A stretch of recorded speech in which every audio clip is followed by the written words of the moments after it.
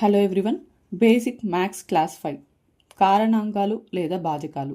English medium వాళ్ళకైతే factors లేదా డివిజర్స్ అంటారు. ఓకేనా? అసలు వీటిని ఎట్లా ఫైండ్ అవుట్ చేయాలి? కారణాంకాలు అసలు ఫ్యాక్టర్స్ అంటే ఏంటి? ఇప్పుడు మనం ఒక నెంబర్ తీసుకుందాం, 6 తీసుకుందాం. 6ని మనం ఏ విధంగా రాయొచ్చు?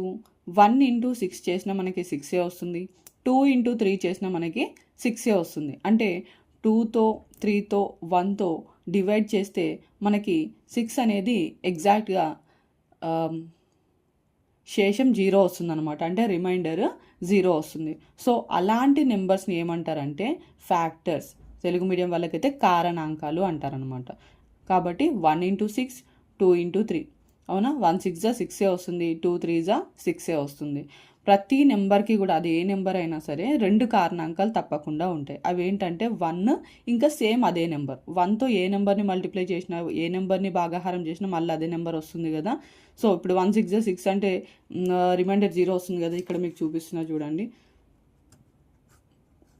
ఇలా చేస్తాం. 1 6 6 చేస్తే 6 - 6 చేస్తే మనకి మళ్ళీ 0 వచ్చేస్తుంది.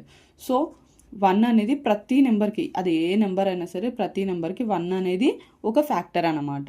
అట్లాగే సేమ్ నెంబర్ అంటే 6/6 చేసినా సరే మళ్ళీ మనకి రిమైండర్ 0 వస్తుంది కదా. సో ప్రతి నెంబర్కి 1 అండ్ సేమ్ నెంబర్, అదే నెంబర్ ఒక ఫ్యాక్టర్ అయితే అవుతుందన్నమాట. ఇంకా తర్వాత ఫ్యాక్టర్స్ ఏంటనేది మనం ఫైండ్ అవుట్ చేయాలి. నెక్స్ట్ చూడండి, సో దేర్ ఫోర్ 6 యొక్క కారణాంకాలు. ఇంగ్లీష్ మీడియం వాళ్ళది అయితే ఫ్యాక్టర్స్ ఆఫ్ 6 అని రాస్తాం. ఓకేనా? 6 యొక్క కారణాంకాలు ఈజ్ ఈక్వల్స్ టు 1 2 3 6, 1 2 3 6 అనమాట. నెక్స్ట్ నెంబర్ చూద్దాం, 16 యొక్క కారణాంకాలు. ఓకే, 16 యొక్క కారణాంకాలు ఇక్కడ చూడండి, 1 ఇంటూ 16, 1 ఇంటూ 16 ఇంతకుముందు చెప్పుకున్నాం కదా, 1 సేమ్ అదే నెంబర్ ఉంటుందని. So next 2 into 8, 2 8 16, 4 4 16, 4 4 16. సో 16 యొక్క కారణాంకాలు ఏమవుతాయి? 1 2 4 8 16 అవుతాయి అన్నమాట. ఓకేనా?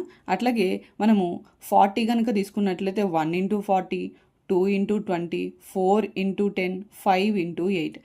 So factors of 40 is equals to 1 2 4 5 8 10 20 and 40 it self. ఓకేనా? ఇప్పుడు 27కి ఫ్యాక్టర్స్ రాసి ఎంత వస్తుందో కామెంట్ సెక్షన్లో కామెంట్ చేయండి. Thank you all, thank you for watching.